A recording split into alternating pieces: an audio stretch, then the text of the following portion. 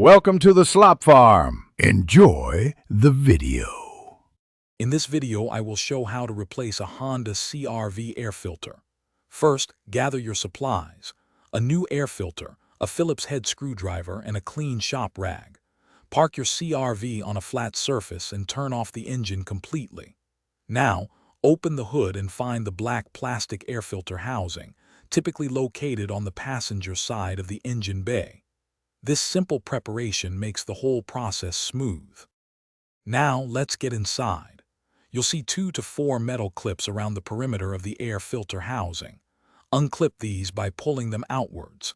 If any small hoses or electrical connectors are in the way, gently disconnect them to allow the cover to lift freely.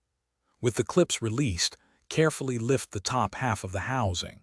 This will reveal the old, dirty air filter nestled inside.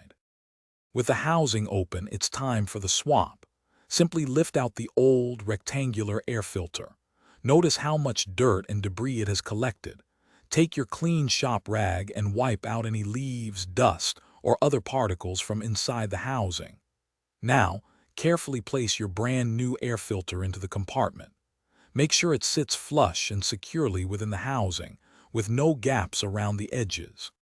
Almost done. Carefully lower the top half of the air filter housing back into place, making sure all the edges align perfectly. Press down firmly to ensure a good seal. Now, reattach all 2 to 4 metal clips, pushing them inward until they snap securely. Don't forget to reconnect any small hoses or electrical sensors you might have detached earlier.